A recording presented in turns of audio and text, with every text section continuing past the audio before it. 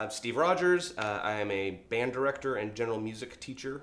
I teach K through 8 up in Scott County. Hi there, my name is Shelley Higgins, and I have been a licensed educator for over 20 years now and spent close to 20 years in the classroom with regular education and ended with special education, working with juvenile offenders and students with learning disabilities. Yeah, it's great to have you. Thank you. My name is David Hayes, as you know, running for City Council this year, City Council at Large, Seat B, and I want to expand my knowledge on what I can do to support the education system here in East Tennessee, and also want other people to realize what's going on. So I know one of the biggest issues in the state legislature this year were vouchers. So before we get into that whole saga, let's talk about what vouchers are exactly and the sort of damages and threats they pose to public schools and these public programs that we all adore and use. There's only a very small segment of students who can actually afford to go somewhere else, even with a voucher. The people that are going to have the ability to actually use the voucher and implement it towards their schooling are good people that are in comfortable middle class level. The poor just are not going to be able to make use of that because there aren't options. And that's why we have public school, right? Right. People like to say, oh, it helps all of the students, the poorest ones, be able to have a school choice.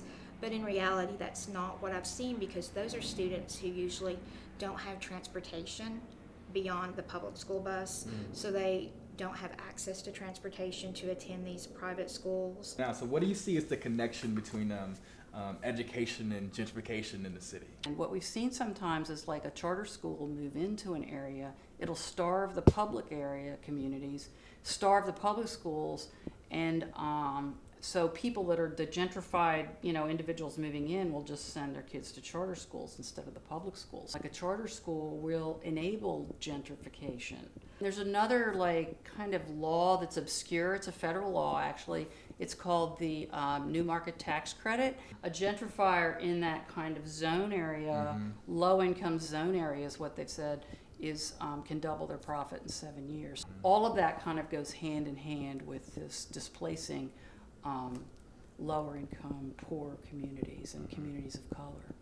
Why would we be taking out money to help a few that could help so much more? As a community and as a society, we've all agreed that that we pay taxes, and part of that money goes to public education, so everybody can have a good education. So private schools and charter schools kind of defeat that purpose. And not only that, this is also dynamic where our public schools, there's an elected school board. Right? We have a government that's accountable to us, right? We don't want an appointed school board. We want an elected school board. And we don't need a state school board telling local schools what they need to do.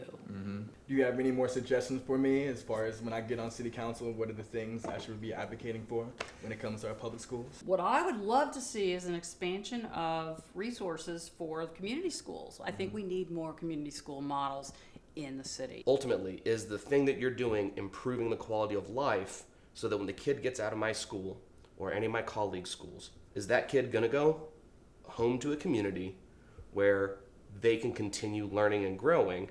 The majority of our schools that have the highest at-risk population, every single thing that we do with those students needs to be trauma-informed. 49% of the impact on the kid was their home and community life. If that kid does not have supports, if they are living in trauma, then they're not going to achieve at that maximum ability that they should be and that they deserve to be. Even a quick look at some of the discipline policies, they have some really draconian issues in terms of their policies for behavior. Not only does that not serve the student's best interests or needs, but in my opinion, it sets up that, pipeline to prison sort of route that we really want to try and get away from. So often a community, its identity is based around the schools that are in that community. And when you start to pull students out of their community schools and you send them to a private school or the vouchers or whatever, you start to erode some of the basic structure of that community. Well, thank you so much for your time. It's been great to talk to you and learn from you. I'm sure that people looking at this video will also enjoy it and learn some lessons as well. So thank you. Good luck. Thank you so much. Yeah, David, it Thank was you so nice much. to talk to you. Appreciate you. Thank you for letting me have this moment. This is great to be able to communicate this stuff.